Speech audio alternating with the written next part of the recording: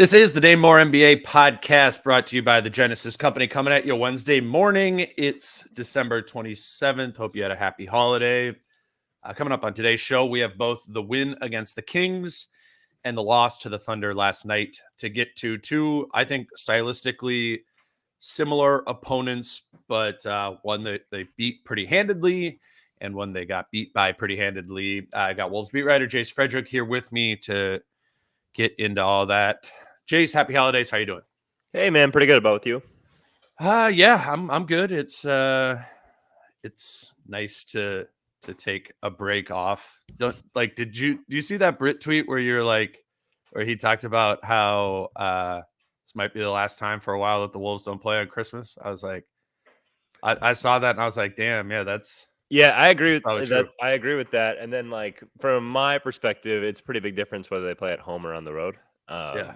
Because one is watching the game and whatnot and writing about it, but then one is like being there and it's more of an all day thing. So it's those are two different circumstances. Like when they played in OKC on the road a few years ago, it didn't impact me that much. Yeah. But one is like a pretty big you frame your holiday around it. Totally. And I hadn't even really thought about it. I was like, oh yeah, I just sit around on Christmas Day and and just particularly hang if it out was with at family, Target watch Center. sports. Yeah, it'd be like you'd have to Christmas Day. You could do one thing, but otherwise it'd be kind of off limits. Like you'd have to find other days. Drinking would be off limits. That would be true. Yeah, which is Going to tough. a night game, Which is a tough one. But that was I think one thing players always say they want to play on Christmas, and that's true to some degree. But the Wolves, I know they played in Sacramento on the 23rd. They went home. They had Christmas Eve and Christmas morning at home with their families. You can be upset your team didn't play, but recognize the individuals, the players that you root for. That means that they got to spend the holidays with their family. That's true. That's a pretty big win for them, especially when they're gone a lot and whatnot. Getting to be home specifically for the holidays, especially the ones with Mike Conley's got a bunch of young kids and whatnot. That's a pretty big win, and I bet he would pick that over actually playing on Christmas. Yes, a lot of times. That is true. You get to this part of the season, and I do get just think about now with all these road trips, there's more back-to-backs and stuff like that. I do have now covering the NBA have so much more appreciation for how crappy that can be right for the players. And now we kind of know, like you said with Mike, we've seen their kids and stuff like that. And you're like, wow, just holidays aside, it's you got a weird life schedule here. It's a lot of FaceTime tuck-ins, and stuff like that on a lot of these nights, because even the nights when you're at home and you can spend some time with your kids during the day, you're not there for bedtime, right. So it's making those types of adaptations and whatnot. Yeah. So the Wolves come into these two games against Sacramento and Oklahoma City, and it's you think about the Sacramento game, where they lost to the Kings, and the Kings kind of blitzed them a little bit with speed, with ball movement. I think the Kings had 70 points in that first 70 points in the first half of that first Kings matchup. And so you're kind of is this a team that presents a problematic matchup to that for the Wolves? And then you think about that kind of similarly with the Thunder as well. But you can also go in your mind and be like, well, they played the Thunder in the play-in game last year, and just kind of you felt the complete opposite side of that, where Towns and Gobert were kind of dominant on the interior. They had a bunch of offensive rebounds, if I remember correctly. So I just kind of came into this Kings and Thunder back-to-back games wondering where this Wolves group and its size and its identity framed up against two teams that are very confident in their very different identity. We didn't have Cat either. Yeah. I was going to say, for multiple reasons, I don't think we got any definitive answers. But that's why I wanted to start. I don't think there's definitive answers, but I think there are some things to get into from this. I thought no Cat in the Kings game was interesting and maybe helpful at times too, that they, maybe you avoid the Cat and Nas minutes together in that pairing. You also then you come back and you go this Thunder matchup, and Carl clearly looks slow, and definitely not 100% off of his knee soreness there. So there's this Carl elephant in the room of all of this that messes up a little bit of our, how we can look through this. But is there anything you do take away from these games that you learned against Sacramento and Oklahoma City that you now have a better idea of how the Wolves play against a smaller and faster team? I do think that just against smaller and faster teams, Minnesota's defense will not be like, and it's difficult because like it's been on the road that they've had more of these lapses, but I just think it's a lot harder for them to suffocate Mhm. these smaller, faster teams. Even Sacramento, like I know that their length and they can hurry you up, and that plays a role in it. But like Sacramento did get a lot of pretty decent looks from three, and they didn't make any of them. And Mhm. like I know Mike Brown after the game was like, yeah, they make you think just a little bit more on that shot, so it's not going to get blocked. But you think, what if it does? Yeah. And that plays into it. But like Sacramento did generate some okay offense. Minnesota tightened the screws at points in the game and Mhm. kind of dominated. And then Oklahoma City last night obviously just generated a ton of great offense. So I just think it's going to be tough to like pummel teams down to nothing, like Yeah. these quicker, faster teams. But the Sacramento thing is really interesting. Just in that last year, the team was not very good. Like the Wolves, like they were average because Carl was out. It was just an average team, right? Still beat Sacramento 3 times. The fourth loss was in overtime. Like matched up really well without Carl. And then like in the game at Target Center earlier this year, Carl's out there and they look like they match up horribly. Um, and then they play on Saturday and they look like they match up pretty well again without him. Like it is. I don't think it's ludicrous at all to say there are some teams where it's just better if you don't have two bigs. And I think we're finding out more teams than not. It's totally great to have multiple bigs out there. But Yes. there are certain matchups where it's like might be better to not have that here. And that's kind of the interesting chess match, especially when it comes down to like Oklahoma City, Sacramento, where it's like, okay, these are playoff matchups, Right. potential playoff matchups. So that's something that they're going to have to kind of continue to weed through. And maybe in future matchups, like see if they can find a sweet spot of like, how much do we play these guys together? How can we stagger? Is there like a right fit we can get to here? Mhm. That's tough to do in the regular season. You usually don't put in that much thought into your game to game approach, but it's interesting that I think now it's over the interesting too. last 2 years, like without Carl, they match up really well against Sacramento, and with him, the one piece of evidence we had with them, they were kind of played off the court. It can be true that Carl is having a fantastic year, maybe playing the best basketball, like 6 week stretch of his career, here recently. And it can be true that playing him and Gobert together or him and Nas together against the Sacramento is limiting.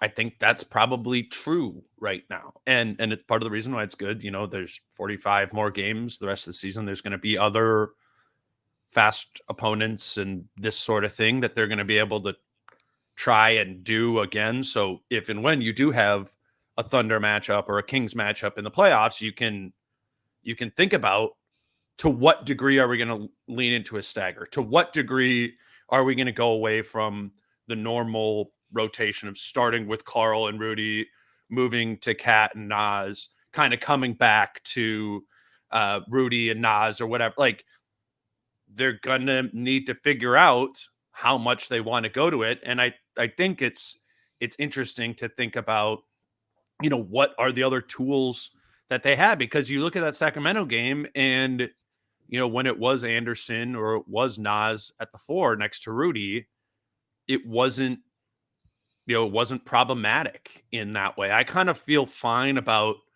the Rudy and another big minutes just because Rudy's been so great, defensively this year. Right. I think really what I came down to is maybe you try it in these matchups against the smaller, faster teams with Kat and Nas, but you're willing to probably let go of that at some point where, they often go to zone against that. Like the Thunder last night, if they start breaking that zone down pretty well for 4 or 5 possessions, it's like, you know what, this might be just like a 17 minutes game tonight for Nas. Like, I think that's just the pivot that they have to probably come to there with this. And I think it's interesting because Finch doesn't really want to do that. He's been, for the past couple of years, so, forthcoming with us that like we need to figure out how to stay big against these teams and be able to do so in the playoffs. And I think to your point, like that's largely worked throughout this season.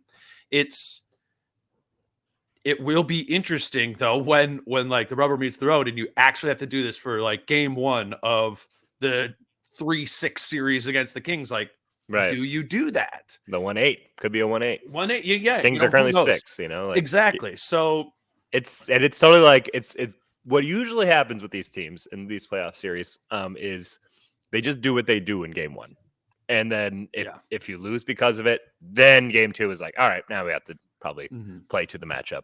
Like think Wolves Grizzlies. Sure. Grizzlies just did what they did in game 1 of that series. Cat lights them up, and then it was kind of because of foul trouble. But game 2, they switched into a Tillman onto Cat thing, and Steven Adams eventually was out of the series. And those sometimes are the drastic changes you have to make depending on matchups in the NBA. Like, especially now in kind of an era of the Western Conference and the NBA at large, where like, yeah, teams can be a little better than others, but it's not like these massive tiers. It's not like this team is way better than this team. Like it is more matchup driven than ever before. I think kind of across the board, and you do kind of have to be willing to adapt to that. It's just so interesting in that, like, say you went Kings, Thunder, Nuggets as your Western Conference playoff thing. It's like, okay, maybe we don't go too big, maybe we don't go too big, and then you get to Denver, and it's like now we lean into our gigantic and our size. Like it really is like that's why I think Minnesota's in a good spot in that they have the ability to go to any of these things. Like it's like there's no matchup where it's like I don't know how they match up here. You can see the answers on the roster. It's just, are they willing to play to those? Well, let's try and define those answers. So if you did want to go smaller, are you with me that it's then Jaden's playing the 4? Like, I'm with you. Jaden, what it is? Like, yeah. Jaden and Kyle are playing 4. Yeah, mostly. But then so now it's just hard. Like even in the Thunder matchup, yes, I'm with you. The idea that Rudy and another big is fine. It's just like when you have another player, like when Carl is guarding a legitimate player like a Harrison Barnes, and you can't hide them, and they can put like Harrison Barnes in an action, and Carl's defending that. It doesn't really matter if Rudy's on the court or not, because they have broken down the defense just via that matchup. Oftentimes. So then it's like, how much can you play Rudy and Carl together? Is it literally down to 12 minutes? Like it's probably got to be higher than that.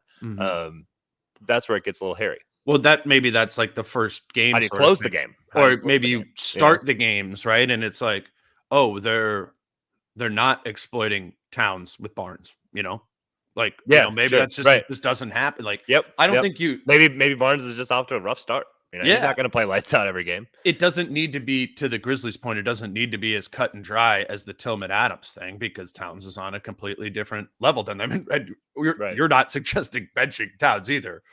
No. The pivot is like, just staggering minutes differently, right? Yeah. Which we've seen, sometimes Finch really does try to push through for the most part, and he did again last night. It wasn't until the fourth quarter where they went really small. They had that like Gobert at the 5, and then it was McDaniels was at the 4. I don't remember who the 3 was, but maybe it was Ant, and then it was JMac and Conley both out there. Like eventually they got really, really small in that one, and I think Oklahoma City necessarily pushed them there. But I think it is smart to not just be like downshifting into that if you're Finch right away.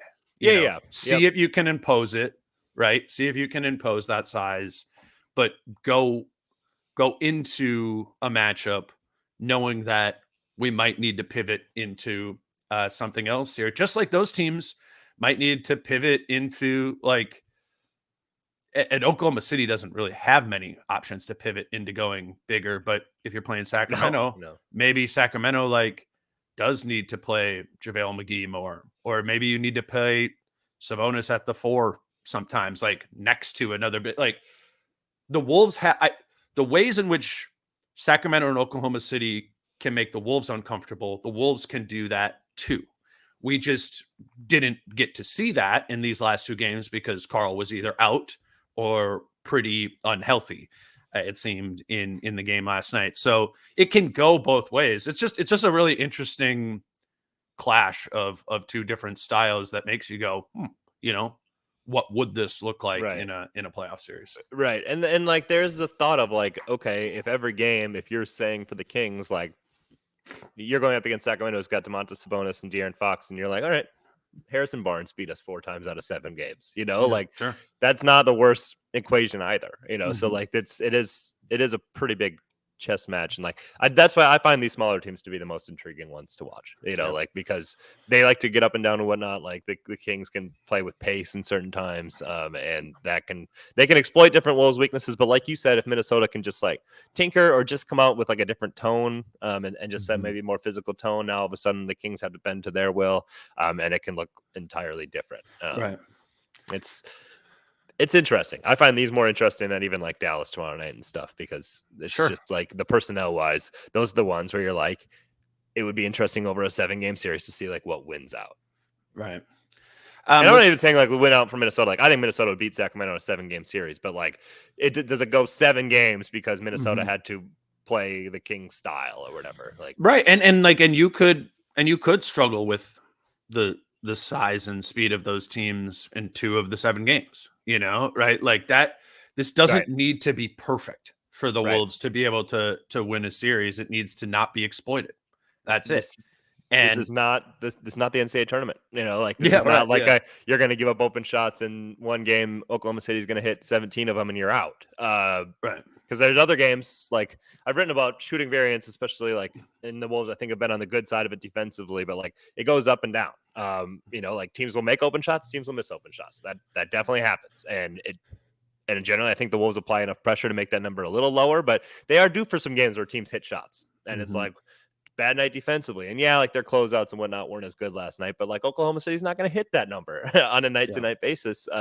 So yeah, that might happen twice in a playoff series, but will it happen 4 times is always kind of the That's question. what we're trying to solve here, or that's what Finch is trying to solve, and when Right. you're making your, more macro decisions on rotations and how you're going to play and those sort of things, you need to ask yourself how big the threat is there. I think it's a good point, and let's talk about this in a second with the Kings versus the Thunder and what the shots those two teams generated, how they generated them, and the fact that Oklahoma City made a bunch of threes in that matchup and Sacramento didn't. And at like how much should you get swept up in that? Let's grab our first break here first, though.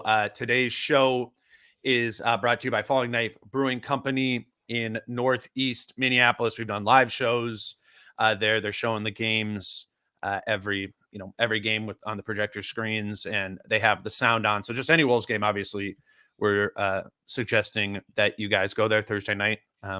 They'll be open for Wolves, Mavs, but we also want to let you know that today, Wednesday, is the last day to buy their New Year's early tickets. It's $85, all you can eat and drink for Falling Knife's New Year's Eve party. It is a New Year's Eve party from 6 p.m. to 10 p.m. They do the ball drop at 8 p.m. So the idea is to get a cheap Uber ride home and be home and in bed by 10:30 or something on New Year's Eve. I think that's a great idea. I know a lot of you went and attended this last year. So check that out. The best way to get to that link is by going to FKBC on Instagram, and the link is in their bio there. Again, all you can eat, all you can drink, $85. Those prices do go up after today, and day of there'll be limited tickets, and they go all the way up to 100. So if you're thinking about going, jump on that today and go buy a ticket for New Year's early at Falling Knife Brewing Company. All right, Chase, you were talking about before the break, and I saw you tweet about this too. The Sacramento not hitting shots and Oklahoma City hitting shots in those two games. That is there's multiple layers to this, right? Like Oklahoma City was generating shots in a different way than Sacramento did. Specifically, I think because of the difference between Sabonis and Holmgren, right? And Sabonis was awesome in the other game too. The Wolves struggled to defend him there, but that's more with like the force at the rim. He's trying to go through Rudy. If I had to like nitpick the Kings win for the Wolves, I was like, Sabonis was kind of a problem for Rudy one-on-one. I put down in my notes, I'm like, is that a matchup you need to show help on? Because Sabonis was going through him. The difference with the Thunder, right, is Chet's ability to pop. And even before he started making threes in the second half, just Chet being oriented on the perimeter and guarded by Rudy was the most open the rim has been in any game this season. I thought in the first half, just cutters. Oklahoma City is also very, very good at that.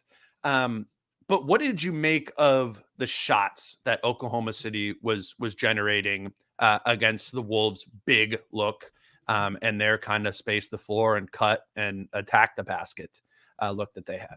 Yeah, I was just think like the way they played, and it was just really good basketball, I thought. And I think even Chris Finch kind of mentioned that. He's like, they had kind of an answer for everything. I just think Oklahoma City played really well in that sometimes you get open threes, but it's kind of like even when it comes with ball movement, it's all a little bit rushed. Like I thought everything Oklahoma City got was like very in the flow and like confident. And like when it just seems like everything is in a rhythm and it's not like frenetic, like we're in here, I'm in a tough spot, I got to kick out and we got to throw it around the horn.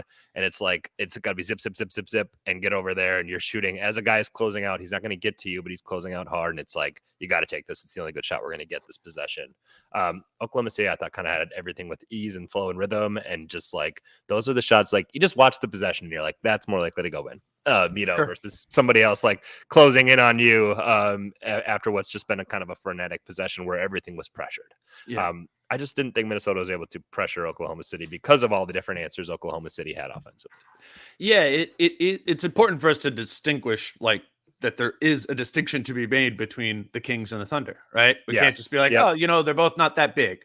Like they do different things. I think like the Kings, when they're using their style to punish, it looks like that first game where it's fast into the half court and then it's great ball movement east west, right? And in the first matchup that hurt the Wolves and Towns and Gobert and the need to move sort of laterally and get out to shooters.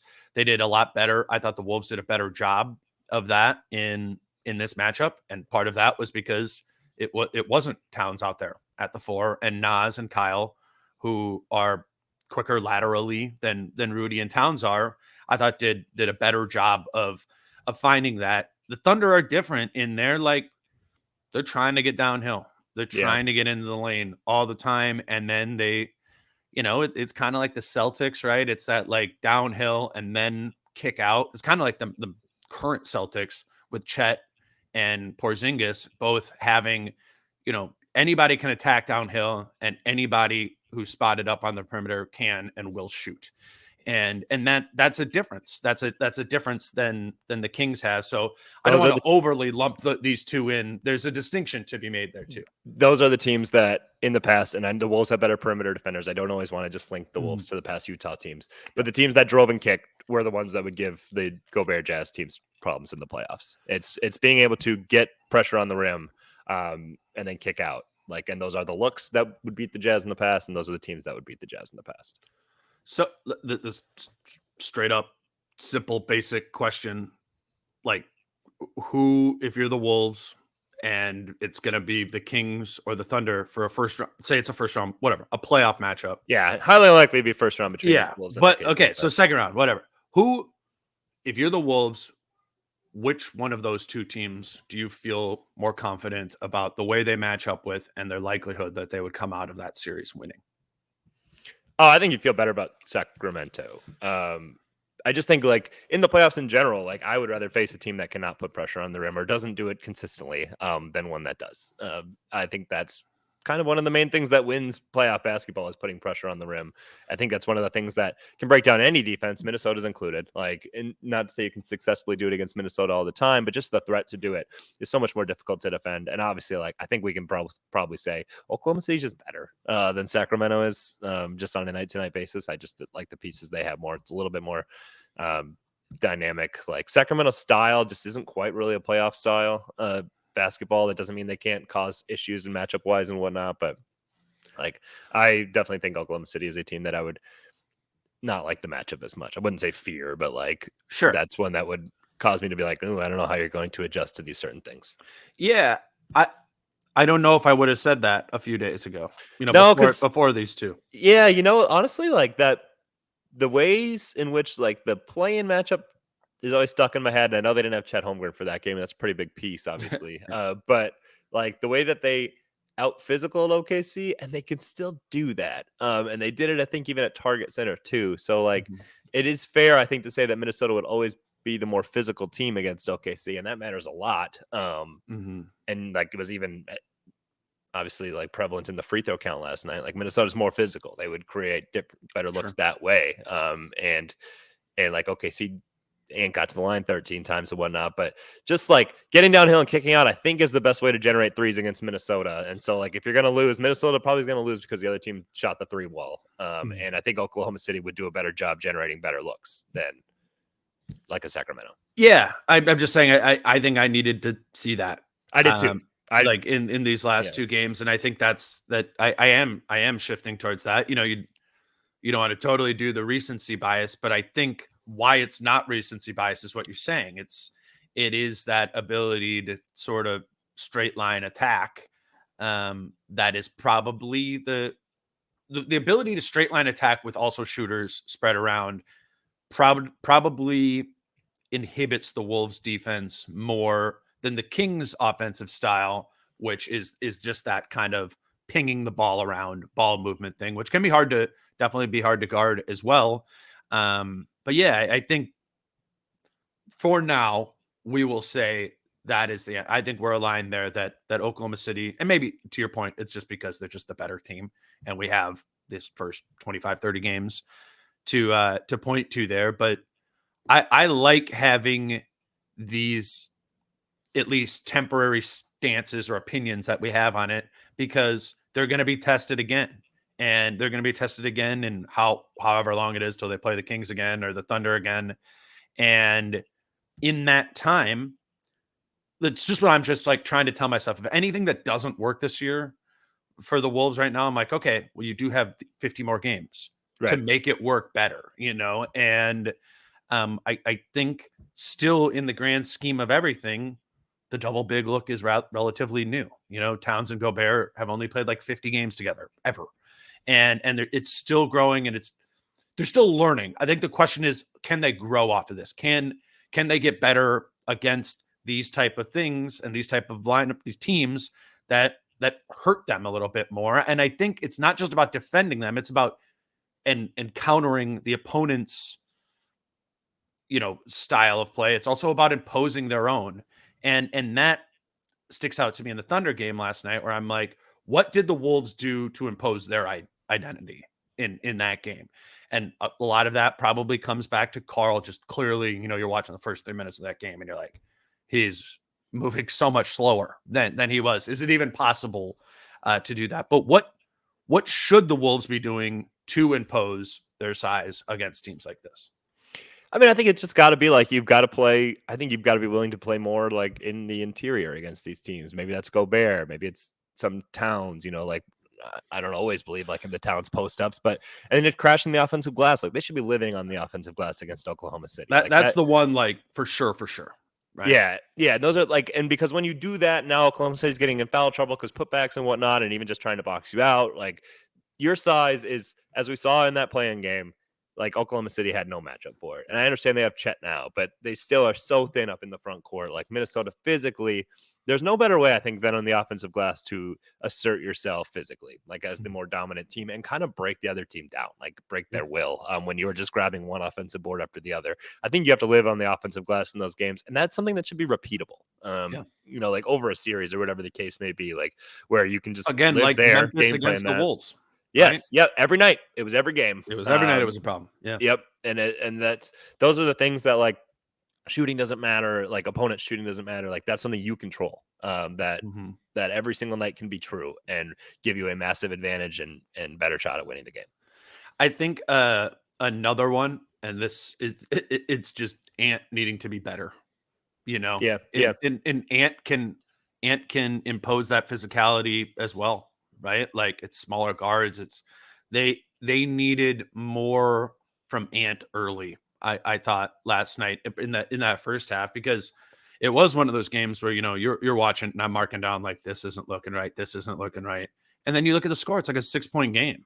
Yep. Like so, the Wolves can be susceptible to these things, but if Carl plays a little bit better because he's not hurt, like Oklahoma City can be quote unquote punishing the Wolves size, and the Wolves are still winning or tied in the game. Right. And it could have imposed himself at the rim a little bit more. And you're like, okay, like sure, they're running pick and pop with Chet, but like offensively, Ant's getting downhill, and Carl and Rudy are attacking the offensive glass around him. Like it can be, you can have a weakness against an opponent, and Right. and because you're so good just as a team, not have that be enough to sink you. I thought that was the the two things that maybe if you play that game over again from last night, and it's not the day after Christmas. I mean, Ant, to me, it looked a little like what Ant looks like in a back-to-back. I thought it against the Thunder last night, it was just a little bit slower. What the fire wasn't really there early, and then Carl appeared to be dinged up, and he also looked lethargic in many ways. So it's like I wish we could rewatch that game, removing the sort of lethargic ways that Towns and Ant were moving, because maybe if you just have that, or even have one of them having a little bit more, maybe we're not even having this conversation right now. And we're like, yeah, sure, they can spread the Wolves out, but it's just as they could hurt the Thunder just as bad as they're getting hurt by them. You know, it's amazing. Like you talk about that Ant looking a little lethargic, and I don't disagree. And it's like, yeah, it was the day after Christmas. Like who was somebody who looked prepared to play out there last night? Mike Conley. Yeah, the guy who probably was up at like 6 a.m. on Christmas morning, like, oh my God, here we go. Like listening to Screaming Kids all day and whatnot, and like all morning. And then he's like the next night, he's sharp. There he is, ready to play. Like just always like my weekly nod to like his professionalism. It's tough to speak to that enough. One thing about, we probably could have got to this earlier, but like I think we've talked on about how you like Kyle Anderson will not be traded. Like here's why would you want to? I just think like if you don't, I totally agree with the idea that Minnesota has to play to a way where it's constantly trying to assert its strengths on yourself, like with an OKC, like on the offensive glass, like be the best version of yourself you can be, and that is with your best players on the court and exposing it. But I think in this era where like it is pretty wide open, there's little separation between the really good teams. You should be able to have a pivot, and if you don't have a pivot, it's you're like susceptible to like, well, that was just a bad matchup, so we lost in the second round. We're like with the Wolves, if you have a Kyle Anderson, it's such a great pivot to being a still strong, just not as big defensive team that doesn't have to get exposed by, that doesn't have like just a power forward matchup where the other team every possession can get pressure on the rim and kind of like just break down your defense or because Kyle can guard them. Yes, exactly. Like, you don't have to sacrifice your defensive integrity just because of one matchup, like because you have a pivot in Kyle where you can do that if things are going poorly. And I think like if Kyle wasn't on this roster, now all of a sudden, do you have that? Like you said, it's Jaden at the 4. That's not the same always. Like it's now you're getting pretty small. But my head went to Jaden because you're right about minutes. Well, I'm just saying like well, if Jaden is guarding De'Aaron Fox, then who's guarding the 4? That's why I think it's then you got to put in maybe you can put Nikhil or Mike on. That's fair. Yeah. On De'Aaron Fox or SGA for some of that. And normally, if it was last year's version of Kyle Anderson and there weren't the spacing issues and he was shooting the threes and it wasn't like, then there's your answer. Like, go. I mean, if I'm Naz Reid and I just don't want to draw the Kings or the Thunder in the playoffs, because I'm not gonna. I just don't think Naz will play 20 minutes a game. I agree. I agree with you. Like that. If he just wants to play, that's not the matchup you want, because they'll initially lean into Kyle as they did last night, and then Sacramento or Oklahoma City will ignore Kyle offensively, and it will be about, can the Wolves punish that or not? And what was happening is they put Shea in the Thunder game. They put Shea on Kyle, and he just ignored him. And it's just like low man help at the rim the whole time. And it was like, if you watch that game, there's a ton of different times where Ant was driving the basket, Naz was driving to the basket, and the ball was just like tipped away. And part of that is Oklahoma City just has like really good defenders, really active hands. But so much of it was they just packed it in. And so now a Naz drive or an Ant drive is just through more adversity. And that's a product of not having great space. Oklahoma City was like, all right, we'll pack it in and we'll see if Kyle Anderson hits a couple corner threes or Troy Brown or whoever, but the Wolves don't have that really in their bag right now to be able to go with 48 minutes of proper shooting. in lineups. So it makes you go at some point like, okay, yeah, we want Kyle Anderson defensively here, but it's costing us offensively. And that's what led me to think of, maybe it needs to be Jaden McDaniels at the 4 some. I remember I'm the same person, like, and probably some people remember this. So I was like, stop playing Jaden at the 4 like 2 years ago. And I didn't I just think there's a distinction to be made there. Jaden was playing like the majority of his minutes at the 4. I'm saying maybe situationally against some teams like this, when they're punishing you, you you go with a smaller lineup. Jaden's at the 4, and you rely on the idea that, okay, maybe Jaden doesn't need to be the point of attack defender. Nikhil Alexander-Walker can guard Shea. Mike Conley can do it some. And it's not Jaden McDaniels doesn't play all of his minutes at the 4, but it's a pivot that you can go to. I don't know if that would work or not, but it's the only pivot I think on the roster is currently constructed, other than the Kyle Anderson one, which has its Its own shortcomings right warts, now yeah. because of the spacing stuff. Because especially in the playoffs, but even now you see in the regular season, and it would be even more so true as teams are heavily game planning. Like 2 non-shooters on the court is tough. So if you have Kyle and Rudy out there, that's 2 non-shooters, and that's tough to play offense because the level to which teams with heavy game planning playing 3, 4, 5 straight times would sag off and find ways to exploit that. It would only get worse. And you're right. That's tough. It's kind of picking poisons in some of those matchups, frankly. Yeah, and again, that's what the playoffs are about. Just because the other team has some poison for you doesn't mean you're dead. And just because you got some poison for them doesn't mean they're dead either. These are the things you navigate over the course of time. And again, that's why I just think this is an interesting conversation. I think for us, it's a good way to better understand this team. Know what some of the things they don't do best are, and how do they survive those? And maybe you find something along the way through that too, where you're like, oh, maybe Jaden at the 4 is just something we go to sometimes. We just go smaller, even if it's not against a smaller opponent. Because that's a way that it frees up more minutes for Nikhil Alexander-Walker, who, as we've seen, like he's been good in general this year. He's a good playoff player too. Like he's for sure his defense, like especially when he's allowed to ramp up the physicality even more than he already does. Like that's how like a team with a bunch of perimeter options, you would really suffocate them if you have Ant, Jaden, Nikhil. Like now you have a bunch of guys who are very comfortable pressing up defensively. Like so it's taking minutes away from somebody else. It's giving them to somebody else who's just as deserving, just as worthy. And like it's matchup to matchup based. Like I can't say that enough of like against the Wolves, like they put Steven Adams on the bench, stop playing. And then against Golden State, Steven Adams was incredibly important the very next series. That happens a lot. And if you're not like a star player, you have to be willing to be like, it's not my series. Next series might be my series. So like, Nas might get frustrated if he plays 13 minutes a game, in a certain matchup. And then if they play Denver, it'd be like, well, now we need you for 22. You know, like, and that happens all the time across these matchups. And it's great to have roster flexibility where you can do that, where you can be like, this is the formula that best helps us beat this team. I mean, it's just not as prevalent in the regular season, but it matters a lot come the playoffs. So I just like Minnesota's, like, yes, all of their answers have like a wart. That's true for everybody.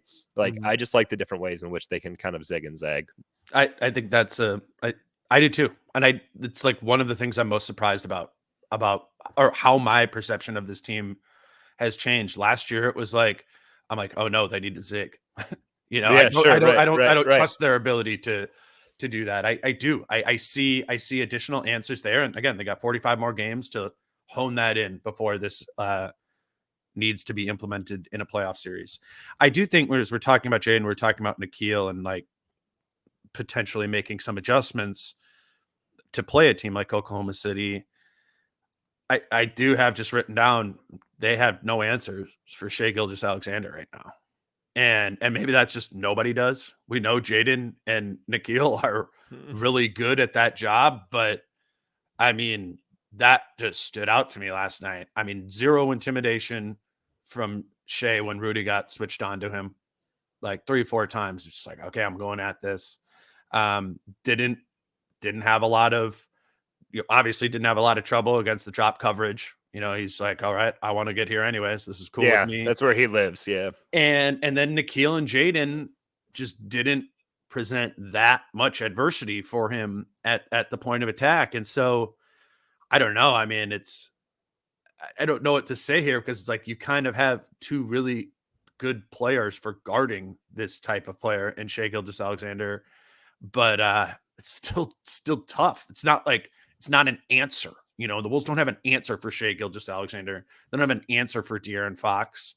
And the gap in the game last night felt pretty wide, where you're like, man, if that is the playoff series, Shai maybe is going to get his. I don't know what the Wolves can do more of against him. I guess you could put 2 on the ball and really double it, play some different coverages. But the way the Wolves want to play versus Shai and just kind of like rolling it out there against Shai, like kind of feels like Shai is going to win that, even though the Wolves are an awesome defensive team. Yeah, well, that's the whole. If you put 2 teams on the ball, 2 guys on the ball, make them get off of it. It's like, well, now you're giving yourself. They're different kinds of threes for sure, and sometimes less likely to go in, as I said, because it kind of comes out of scramble mode. But you're probably going to give up open looks in that way, and maybe that's okay. Maybe that's better. Yeah, could have been worse than what they did last night. But Shai is just so good against everybody at creating enough separation to comfortably get off his shot. Like it's getting like Luka, right? Yeah. I mean, and it looks just as comfortable. I mean, like he is one of the best offensive players in the NBA, like hands down, like top 5. I mean, because he can just get whatever he wants, and it's not even like it is all based off the free throw line, So like this isn't something that will go away or at least be diminished come playoff time. Like he's a physical offensive player. Like I think Britt mentioned it. Like he uses his off arm just enough. Like you would never call an offensive foul on it, but he's creating space with it. Like he hits those shots that are difficult to take away. That you're usually like okay, but he's lethal with them. So like you have to honor that, which frees up everything else. Like. That's the thing where, like, even if you have a better team, if the other team has a better player and he looks like the best player on the court, that very much levels a playing field. And Shai Gilgeous-Alexander at his best 100% has the ability to be that. Yeah, it is. I tweeted this out last night. I was just like going through after the game. I'm like, okay, the 7 losses: Toronto, Atlanta, Phoenix, Sacramento, New Orleans, Philadelphia, and Oklahoma City. I just clicked through those box scores and I'm like, okay, what was it? Like the Toronto game was weird. I don't think this totally fits the theme, but I looked at it up and I'm like, okay, this kind of fits my narrative, so I'll throw it in there. Like Dennis Schroeder, a guard, led the Raptors in scoring in that game, led them in plus minus. And if I remember correctly, he was getting into the mid range and playing out of there well too. I think he was hitting threes also in that game. The difference is that was one game where they still played okay defensively. Yeah, the other losses have all been bad defense. Yeah. And again, I'll pull that one out of there, but. Go ahead. Keep going. It was, and then the Atlanta game was DeJounte Murray had 41. The Phoenix game, Booker and KD had 31. The Sacramento game that they lost, De'Aaron Fox had 36. The New Orleans game, wasn't a guard. It was Zion Williamson. He had 36. Philadelphia game was Embiid had 51. Tyrese Maxey had 35. And then last night, Shai had 34 on 14 of 19 shooting. So you do look at that. I'm going off of last night at first, and I'm thinking about how Shai attacked Rudy in the drop and got to his stuff in the mid-range. And I look through the majority of those names on the sheet here from the games they've lost, and it is a lot of guys who were comfortable attacking through the mid-range. DeJounte for sure did that. He kind of got supernova mode and was making everything. Yeah. But, like, it was in that area. We know Booker and Durant. Like, that's what they do. Zion, like, weirdly is kind of a mid-range player in a way too, where he like starts there. And that's where the play begins. Yeah. It's like it makes you do some of that same in-between stuff where you're like, wait, how far do I come out here versus how much am I trying to, to take away the rim? And Embiid's probably the most prolific mid-range player in the entire NBA. Now it's not in against off the dribble coming off of a screen and against drop coverage, but it's that area too. And so I think you can take this multiple different ways where you go, yeah, the Wolves in their 7 losses, pretty much in all of them, they got exploited from the mid-range. But then you go, well, that's kind of what you want, Yeah. And it's part of like, particularly like you were saying with regular season basketball, you're like, I don't know. We force these guys into the toughest shots out there. They're great players or they're good players who got hot and they hit those. So I think it's worth acknowledging that stuff and being like, that's probably where this number 1 defense is most exploitable.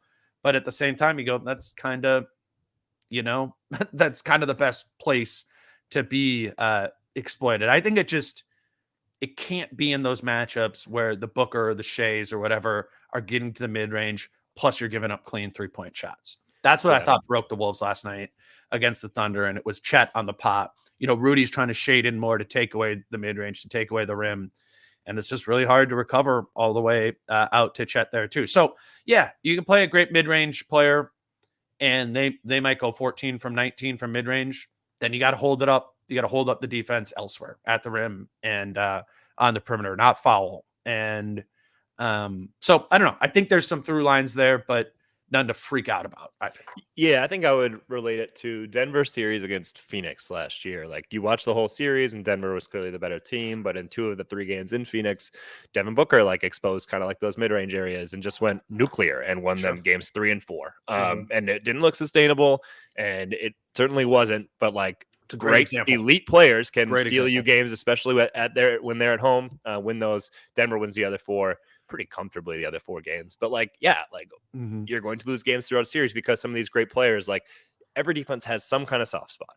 And like you said, like, ideally it's forcing them into the shots you want them to take. Booker like hit those shots at an incredibly high clip because he's a great player. It's just like, can you win 4 games that way? And it's probably not. Yeah. It's what I think of when I watch a lot of these games. Now it's like, playoff series can be different than the regular season. Who knows what other teams would get in a playoff series as far as looks go. But I even think that when I see like the Wolves, I mean, their defensive rating on the road is like 113. It's not that good. It's more of like an average number, where at home it's elite. And it's like, I go to that series too. I'm like, Phoenix at home. It's like, yep, Booker got hot a few times, and it's like, okay. And then in Denver, it's like, Phoenix can't do anything. So it's just one of those things where it's like, yep, you're like, at home, on the road, you're not like this unstoppable force, but you don't have to be. I mean, and that's why if they could be a 1 seed, that would be a massive advantage for them. That's because true. they are like an incredible defensive team, specifically at target center. Yeah, no, that is a good point. And that, yeah, you think about a lot of those games and like the windfalls, right? That was at Atlanta, right? That was at Phoenix. The New Orleans loss where Zion went off, that was at New Orleans, I think, right? Yep. Yes. Yep. Only 1 loss this year at home, Sacramento. That was right. Yeah, no, we've never really had a team where it was such a Wolves team where it was such a trend to the distinction between home versus the road. It's literally, and I don't know, like, I think their defensive intensity is ratcheted up a bit, and like, but the opponent shooting is significantly worse, like especially from 3. But it is like defensive rating at home is 101, and on the road it's 113. Like, That's it's insane. A massive number. That's insane. Last just note from the game last night, Jordan McLaughlin comes in, and as Finch has done a few times, JMac doesn't play for the whole first half and plugs him in for pace and energy and all that stuff. And JMac's kind of delivered in those little 4, 5, 6 minute pockets when that's happened. They talked about it on the broadcast a lot last night of like, it is coming up on the stretch of games where it is a lot of back-to-backs. And whether or not that means Mike Conley is going to take off multiple of those games to rest or not, it probably is games that Mike Conley plays like under 27 minutes, maybe. Yep. So there's going to be more reserve minutes off the bench in general coming. And to that end, like, I think Jordan McLaughlin's going to probably get sprinkled in a little bit. Looking at it through that lens, and let's assume it's pretty good with JMac. The question I have is, could we even get to a point where it's like JMac becomes the 9th guy in the rotation and Milton and Brown are out? Is that even like a possibility? Because I do think that would change up a lot of the rotations and stuff, and like who's playing with who. Do you view that as even a possibility of something that they could get to? Could JMac be the 9th guy, or for him to play, does he need to be the 10th? Does that make sense? I don't think it's possible at this point. I mean, like, and I love Jordan McLaughlin and what he brings to the court, and like, I just think he's going to be in the role he's in now, where it's like, all right, we just don't have a rhythm, we don't have a flow right now. We need more offensive ball movement. Mike's going to not play as many minutes tonight, whatever. Like, JMac can fill in some of those. Like, let's just look for a spark. He's just their spark right now. Like when Finch is like, I don't really have a lot of answers. Yeah. So let's go with JMac. See if we can just catch something. The pace in which this game is played. Just change up the way the game is being played, and maybe it plays out in our favor. Like, I just think that they think, like, in terms of like, if JMac is consistently playing, it changes your identity a little bit. You're not this big team anymore. You're like Yeah. Mike is like the smallest they're willing to go, obviously, and that's because of all the things Mike brings to the court. JMac's even smaller, and now all of a sudden you're just not quite as big as and imposing. And I think that's one thing that from starters to bench they really like continuity of. Like we are always big, Yeah. we're always long, Mhm. and in that way, like if we are suffocating a team, there is nothing they can ever expose to get hot or whatever. So Sure. I don't think it's something that they would go to consistently at all. I don't see a path to that. There might be a game where somebody's hurt, JMac plays a Yeah. lot, whatever. No, But that was my question. I was yeah, asking the consistent thing. I'm with you. I agree with you.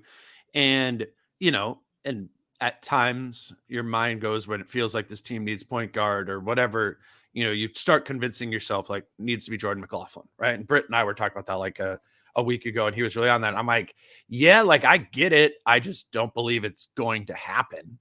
Just because we've kind of seen what Finch's comfort is with McLaughlin in general. The thing I always though like tell myself when I start convincing myself JMac should play is like the shooting is a problem too with him. And not like an egregious one, but it would be a different proposition if you could play Jordan McLaughlin and feel confident that he would make 38% of his open catch and shoot threes.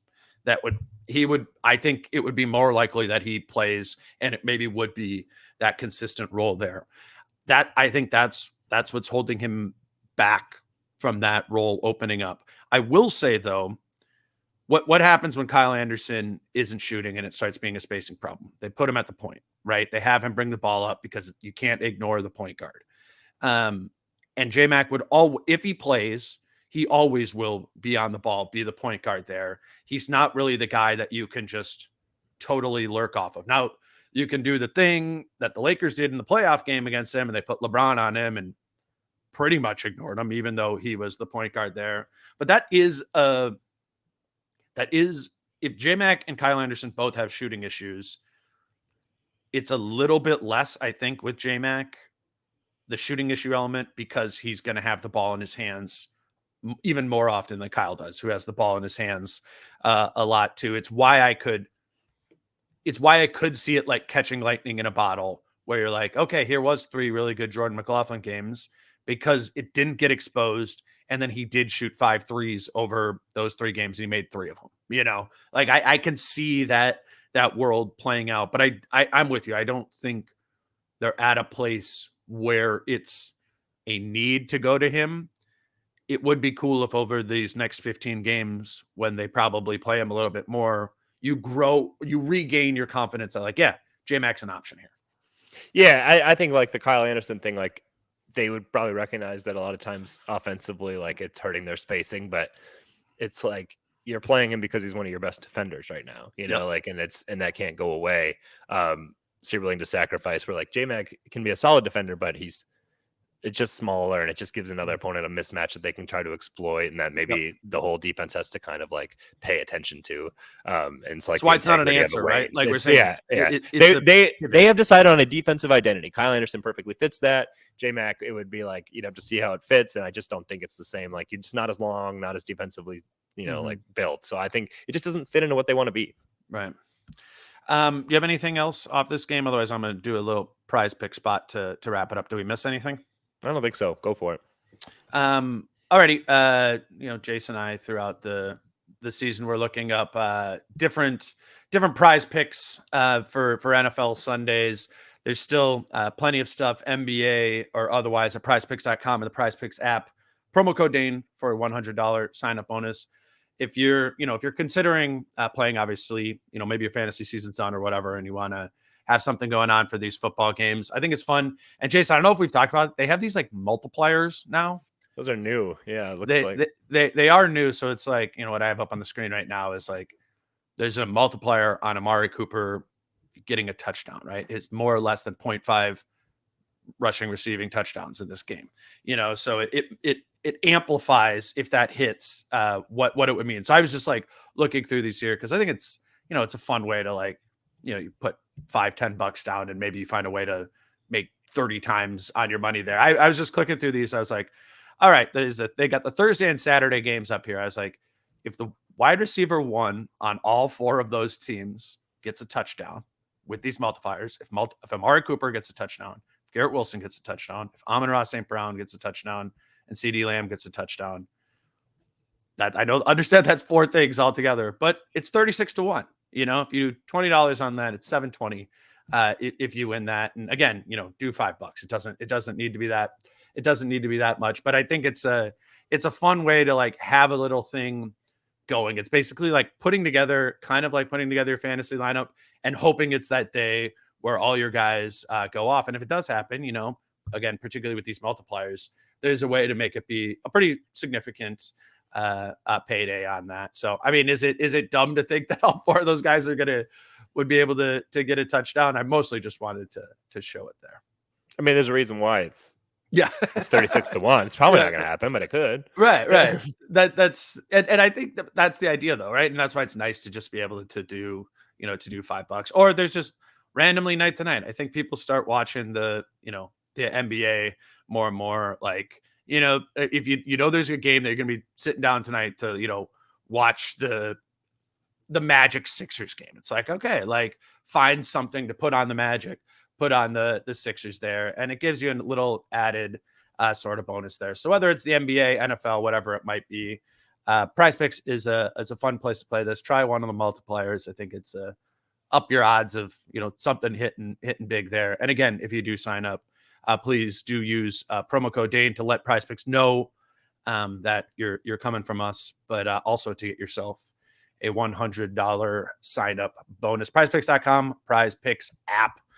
All right, Chase. Next up, Dallas. The only thing I really have on that, just for a final thought, is, man, it's every night. The Wolves are playing a force offensively every night in this stretch, whether it's Shea, Sabonis, Embiid, Luka twice in 10 games. Obviously, that's the next one coming up. Like this run is really a test of the Wolves' ability to stop one elite scorer. And we were just kind of talking about that with Shea and how they struggled there. And I mean, Luka might even, as good as Shea's been, like Luka might be even on another level right now with this.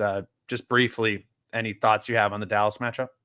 No, I mean, I think Minnesota matches up really well with Dallas because it is so like, it's more like ISO center based, simple reads. Like I think over the course of a game, I think generally they'll get the better of Dallas. Like certainly like the game in Dallas, Luka might have a spurt where it's like, wow, he's really shredding them. But I think over the course of the game, just given the lack of weapons around him right now, like I know they have some shooters, but like guys that don't really put much fear into you, I really like the way Minnesota matches up with Dallas. Yeah, no, I do too. And it's like, and it all just kind of starts with, can you control Luka enough to not be a weapon at all 3 levels, plus as an individual scorer, plus be someone who can find guys in the corner, right? And that's the new nice thing about having Gobert, is they don't have to sell out in coverage on Luka sacrificing open corner threes anymore. That's why this, to your point, like this matchup becomes more intriguing for the Wolves, or seemingly more likely for the Wolves to win, because they have the Gobert element in this anymore. And like Luka more needs to pick apart Gobert as an individual scorer, whereas pre-Gobert, Luka just had to pick apart the Wolves coverage, when Karl was coming up blitzing at him. So obviously, I mean, that's still, Luka might get 50, and that's difficult to do. But kind of to what we were talking about with the Kings and Thunder, it is this interesting little it's a little bit different. There's a distinction to be made against all of these different opponents. And man, it'd be good to just have that first like great Jaden game, defensively, where it's like no foul trouble. Luka still has 25 or whatever, but you could tell Jaden was the one who changed it from a 37-point Luka game to a 25-point Luka game or something like that. I still feel like we're waiting on that a little bit, the elite Jaden defensive stuff.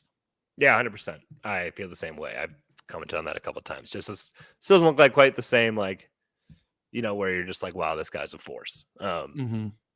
not quite there yet. Luka is somebody who's done it to in the past, so if he could do it again, that might be more of like, okay, he's back. Yeah, and Jaden's doing some stuff, getting an offensive rhythm, seeming like a weapon more and more offensively. But yeah, I'm waiting for that game where it's like, okay, 19 from Jaden on 6 of 9 shooting, plus he really was a force against a lethal offensive opponent. And we'll see if that's Thursday versus Dallas. Obviously, it's Dallas on Thursday, and I think it's the Lakers on Saturday there. So then it's LeBron, he's been just watching him Christmas and some of these recent games too. He's a force too. So the stretch sort of continues with Luka on Thursday and LeBron on Saturday. Jason and I will be at those games, and we'll talk about them or whatever else comes around next week. Jace, appreciate you doing this, and happy holiday. You too, man. Thanks so much.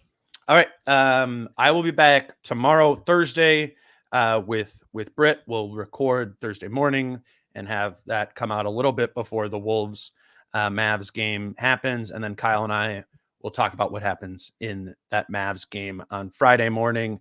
Until then, he's Jace. I'm Dane. Peace out. How I'm feeling, man, I hope it never stop, yeah. Green and hot so you can find me in the crowd, yeah, yeah.